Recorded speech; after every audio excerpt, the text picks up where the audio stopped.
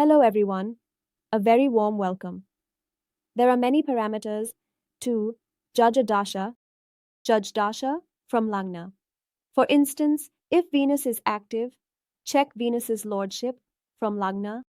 For example, suppose Venus's main pillar is moving. We will first look at Venus's lordship from our Lagna chart, then check its placement and yoga involvement. Analyze Venus from moon chart. What is the placement like, which yoga it is involved in, and so on. Then the same Venus is analyzed from the moon chart. After that comes the Dasha Lagna. Venus will be judged with the sign it is placed in as the Lagna, basically, whichever planet's Maha-Dasha runs, judged with the sign placed in as the Lagna. Basically, whatever planet's Maha-Dasha is running, it is judged by making the sign it is placed in as the Lagna. So, first comes our Lagna chart, second is our moon chart, and third is our Dasha Lagna. Right. So, it might seem to us that one rising, Venus's role is really good. It's a benefic planet and well placed. Contradictions and confusion occur.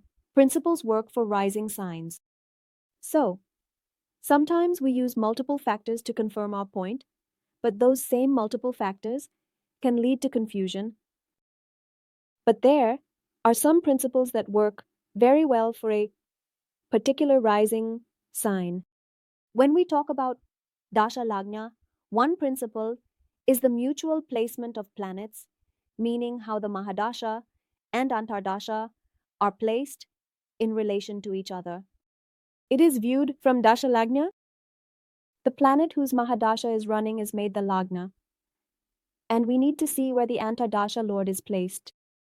One rule in that is the Mahadasha Lord and the Antardasha Lord are 6A and 2 tail place and 212. So that time period will not go well, because the signs of 6 and 12 are not good. But when you tweet about it or go into practical experience, you'll find that people say, our 68 Dasha was really good. Nothing bad happened. In fact, it was our 59 or central Dasha that went bad. So when does it happen that the 6th Dasha doesn't go bad? In fact, you gain victory from competition in the 6th house, inheritances come from the 8th house, or there are opportunities for sudden gains from the 12th house, or investments turn out to be good. Let's understand some principles that can also improve the dasha of the 6th and 8th houses. So we created the Dasha Lagna to judge whether Mahadasha Lord and the Antardasha Lord are mutual placements, can be from H1, they can also be broken. They can be 311, 410, and 6-8 as well. Among these, the 6 and 8 seem the most dangerous because these are both bad houses. Both are fine with bad placements. Now, it also comes to mind that when Rahu is in Jupiter, or Jupiter has Rahu's influence, then the roles of both in the chart are similar. Both their placements will be the same, the lordship will be the same. Why are the results different? Contradictory periods occur with the same planets, Mahadasha and Antardasha, like Rahu, in Jupiter or vice versa. Why do we face contradictions with the same planets, Mahadasha and Antardasha, like Rahu in Jupiter, or why do we experience such contradictory periods with the same planets, Mahadasha and Antardasha, like when Rahu is in Jupiter or Jupiter has Rahu's influence? This happens because the basic or first reason is that the performance of the Antardasha Lord is more significant. Because it comes for a short time period. Whatever comes briefly will have a greater impact. The Mahadasha sets the rules for the chart and cannot exceed its limits. The Antardasha boundaries establish the Mahadasha, which is the main reason for their difference. The Mahadasha is like a central comment that sets the rules for the entire country and the whole chart. It cannot go outside that circumference. The first reason for the difference between the Antardasha and Mahadasha is this. All right. Then the Dasha Lagna becomes very important because the person whose Dasha is running is feeling a certain way based on their Lagna, where the Lord of that house has come. Dasha Lagna is an important tool for timing and payments. But today we will talk about Dasha Lagna. As I mentioned earlier, it gets a bit complicated. You need to look at different Lagna, but you have to relate it to the Dasha Lagna. We are talking about mutual placements. How does Dasha Lagna work? I have mentioned before that whatever planet has the main period, you need to read the chart by making the sign it is placed in as the Lagna. For example, if the main period of the sun is in Cancer sign, then you need to take Cancer sign as the Lagna and keep all the other planets in the chart accordingly. And Dasha Lagna has to judge such situations, and especially we need to see where the Antardasha is placed. Sun is in the Lagna. Now, if the moon's period is in the sun, we will see how the moon is placed from the sun. All right. We will also understand this through the chart. Again, it shows the challenges of mutual placements in the 6th and 2nd houses, because the 6th house means options down, distress, misfortune, and the 12th means losses and isolation. But the priest comes in when some people say, our 68 dasha was very good. In fact, we won competitions and inheritances. Our 68 was in very good condition. We have won contests and received inheritances. When happen I got it or got a chance to travel. Now, let's talk about the rules. 6th and 8th dasha are tough when Mahadasha and Antardasha lords are in the 6th house or are enemies. When the Mahadasha lord and the Antardasha lord are placed in the 6th house from each other. First of all, the second point is that they are mutual enemies, like when Mars is in the main period and Rahu is in the sub-period. Both are natural malefics and do not have good feelings for each other. The sun is in the main period, and Saturn is in the sub-period. 6th, 8th houses together, enmity. Now, the 6th house will have more trouble. The second point is that the Antardasha, Lord, which sign it is placed in, if it is placed in the enemy sign and the debilitated sign, the impact of 6th and 8th houses will increase. In this Antardasha, if it is placed in a decent sign, like a friendly sign or an exalted sign. Now the turbulence we are talking about, or the enmity or the hostile nature towards each other, will decrease. Then you see the dashas only give what they have to offer. Even if they are placed in the 6th and 8th houses, the Mahadasha and Antardasha lords, in good yoga, we are talking about the 6th and 8th placements. In bad yoga, that planet is very weak. Today, the afflicted houses are activated. There is one planet in the 1st house, one planet in the 8th house, one planet in the 1st house, and one planet in the 6th house. So their mutual placement is also in the 6th house. And the house activation is also in the 6th and 8th houses, which shows the yoga involved in itself. Again, 6th house becomes time. Now, when will it be that the 6th and 8th dasha will have mutual placements, but the time won't be that tough? That will happen when the Mahadasha and Antardasha lords are mutually friendly. Then the Antardasha lord forms the Mahadasha in a friendly exalted sign, which is in a happy state of alignment. Strong planets, trouble. Troubled planets, cause. Enemy sign. Planets, hostile. Friendly, exalted. Antardasha, Lord grace. Well placed. Mahadasha, Antardasha, Lords beneficial. One rule is that if a planet is hollow from within or has trouble to give, then it will cause trouble. If the planet is placed in an enemy sign, it will show you enmity and hostility. The impact will show that the Antardasha Lord sitting in a friendly or exalted sign is a kind of saving grace. If the Mahadasha Lord and the Antardasha Lord are well placed and activating good houses, then it can be very beneficial. Now, it is possible that the good things we derived from the 6th house, like winning competitions, recovering from illness, or a sudden rise in luck can also happen. When we talk about dashas, the rules of transit are very important. In our chart, the Maha-Dasha and Antra Dasha are placed in the 6th house, and in transit, the 6th house, matters will become even more difficult. The 6th and 8th house discussion we are having will also apply to breakups. Bad yoga involves things like the Sun and Mercury, the Sun and Venus. These won't be in the 6th and 8th houses. But if their dasha is coming, this chart has a breakup. It's in bad yoga, it's weak, and it transits whenever there are breakups. It will be a difficult time. So again, the 6th and 8th placements in the transit in both charts will add up to the problem. Whichever sign the planet is transiting through, which we are discussing in terms of Mahadasha or Antardasha, if their score is low, it can be problematic. In transit, we must not forget which sign or house the transiting planet is passing through.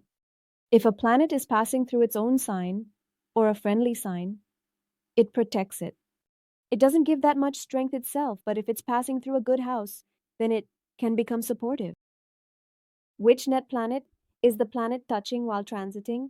Just like we say that the 6th and 8th dasha was off, or nothing happened.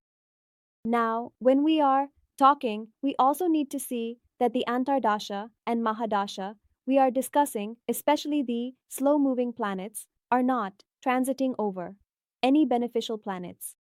If, at that time, the natal Rahu or the natal Saturn is transiting over tough or turbulent energy, then it might not be compact in the 6th house. It could be that the transit is compact, which means the transiting planet is touching the natal planet. All right, so we also need to look at the signs, the houses, and which planets are being touched during the transit. We need to consider all of that. So multiple rules come into play, and the discussions become different. Now let's understand this a bit with the chart. Let's talk about this chart. This is the main period of Jupiter and the sub-period of the Moon. Now, Jupiter and the Moon have a friendship towards each other. When we talk about Panchatama, a decrease in the relationship between the 6th and 8th houses, not in the 2nd and 12th houses. Then we mentioned that we need to see the yoga to understand how our Mahadasha is influenced. If my Mahadasha is placed in the 6th house, then I would say it creates a contrary Raj Yoga. However, having retrograde planets in the 8th or 6th house is not considered very good. The retrogression of the 6th house indicates repetitive problems or diseases. Then my most important point is that the 9th lord is also retrograde in the 8th house. But the good things are not so affected. The moon is in the 3rd house with Ketu and is also with a debilitated Venus. Whenever any planet is with a debilitated planet, it takes on the negative impact and turns it into negative energy. Now, the moon doesn't have much animosity towards Venus, but Venus considers the moon to be a complete enemy. When the moon's time period is activated, the conjunction and association of the moon will also impact it. Moon is not the causative planet. Venus is not the causative planet. So, what happened during this time period? She started going into depression, and especially the reason for the depression was a household matter. Like moon's and association, it's beneficial for cases. But the moon's association is happening in an earth element sign in the house of work where Venus is pinned down, so it questions who gets what. This situation raises home security concerns and dependency issues. How do we judge why this depressive tendency occurred and its impact? This situation raises concerns leading to issues. How do we assess this? Their period was from Nov 2020 to 2023. Now, how will we judge why this depressive tendency occurred and why it is bad? The period began in Nov 2020 and ended in 2023. After 21 mins, Jupiter moved from Capricorn to Aquarius. In Capricorn, they faced fewer difficulties than in Aquarius. Jupiter moved Capricorn to Aquarius. Fewer difficulties in Capricorn. 6 marks in Capricorn, 3 in Aquarius. Until the Capricorn time period, they didn't face as many difficulties as they started to when it moved into Aquarius. The first thing to note is that Jupiter received 6 marks in Capricorn and 3 marks in Aquarius. There are very few marks for planets like Jupiter. Jupiter was transiting in the 6th house from the moon and in the 8th house from the Lagna. And whenever the moon was in conjunction with Jupiter, those days would have been very powerful for them. Although Jupiter is debilitated in Capricorn, if they had activated the negative houses as well, it would have been even more challenging. Low Ashtak Varga, Aquarius negative, Jupiter Moon Shakat. In Aquarius, they activated the negative houses as well, and their score was low too. If we talk about the Jupiter Moon conjunction, it is also in Shakat Yoga. Again, that yoga is related to the problem. Look at this case. During this, they experienced the period of Mars with Rahu, and in the main period of Mars, they experienced the sub-period of Saturn. They said that the period of Rahu in Mars was very troublesome for them. The tough time period of life. And Mars with Saturn isn't going as badly as expected. It was thought that it would be worse. Because if we are talking about mutual placement, then it is 68. Here, we don't even need to create a Dasha Lagna because the planet that is in the main period is already placed in the Lagna. So, the period of Mars and Rahu came from July 2021 to July 2022. It was 22. Now, without focusing too much on Mars's transit, let's move on to the transits of Rahu and Saturn. Rahu is in Saturn's sign with Saturn.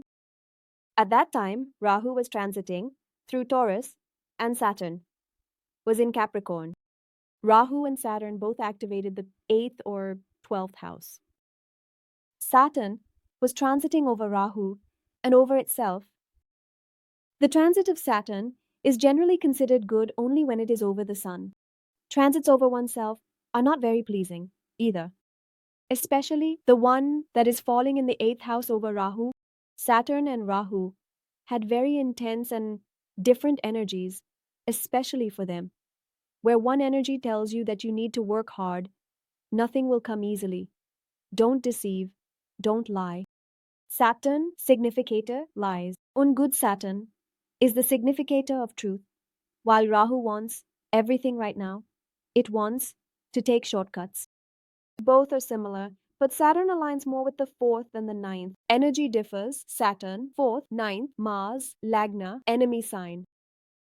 And if we look at the lordship of Saturn, Saturn was behaving more like the 4th house and less like the 9th house. Speaking of starting promises, Mars will be a significator planet in the Lagna as it is in an enemy sign. Speaking of Rahu, it is absorbing the energy of both the 8th lord, and Mars and Rahu have animosity towards each other.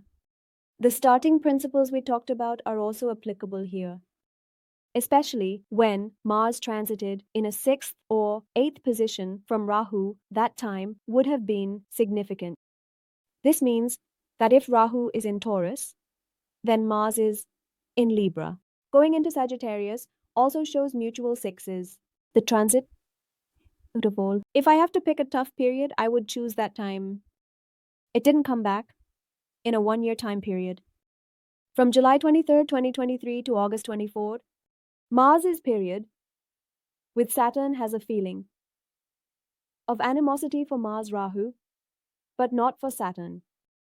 Because Saturn is the reason for Mars's exaltation.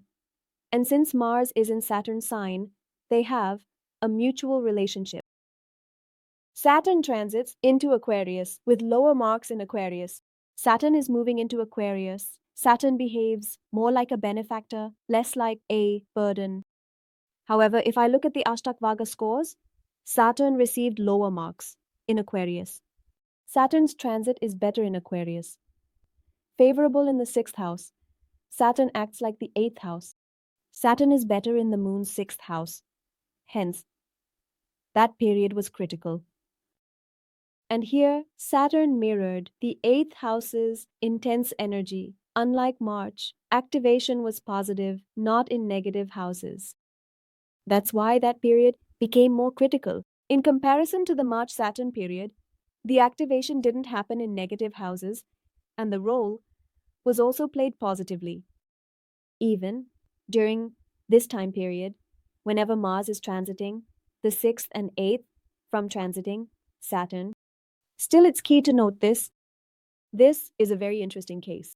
In fact, they drew my attention to why it is happening that one 6-month time period is good and another is bad.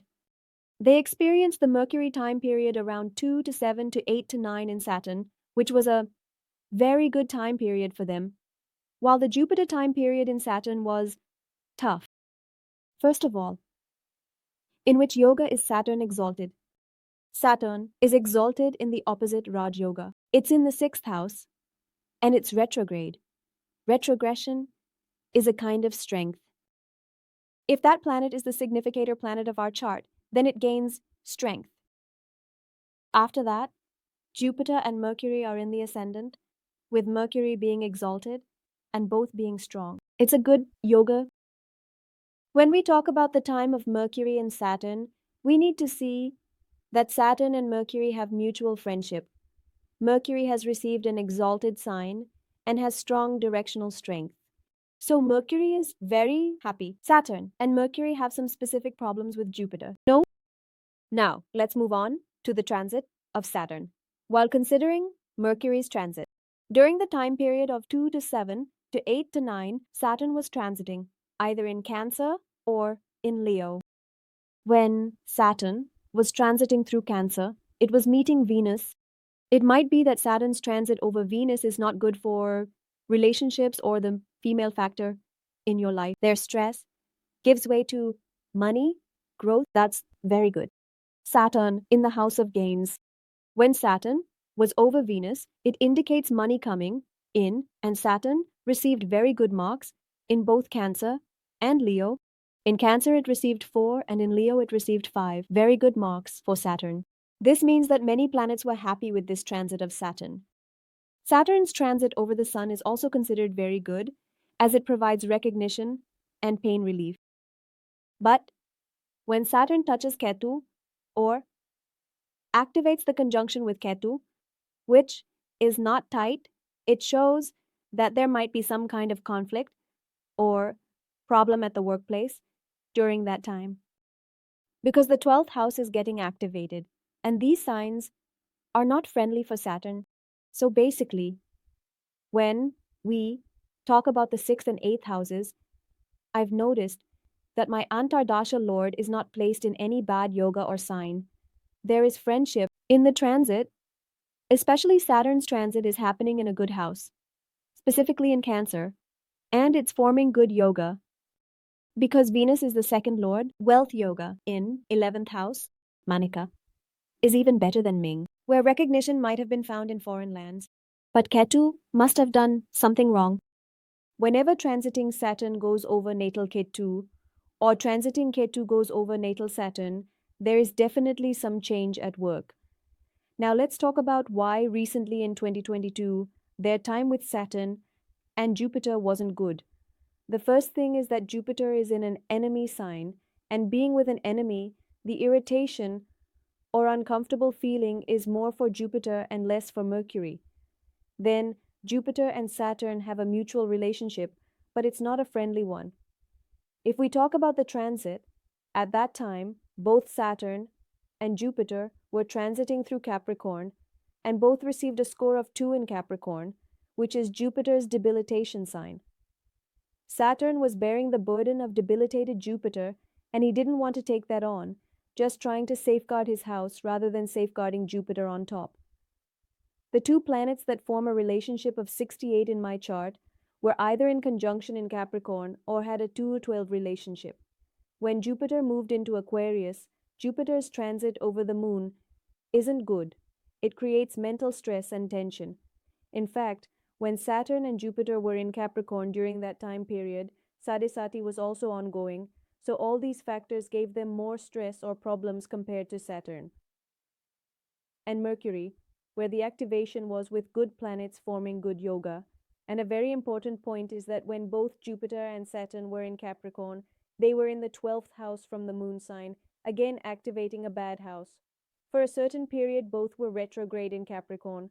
My two slow moving planets being retrograde provides some kind of instability, which can create a bad yoga in my good houses and can give me mental stress because of the fifth house.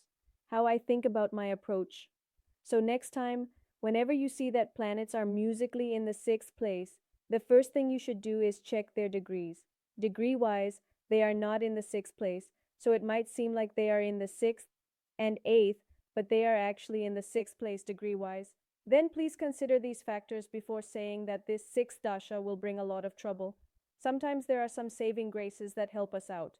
And of course, how we are today, how much we are contributing, how much we are helping in society, and how well we are playing our roles also matters. Thank you so much.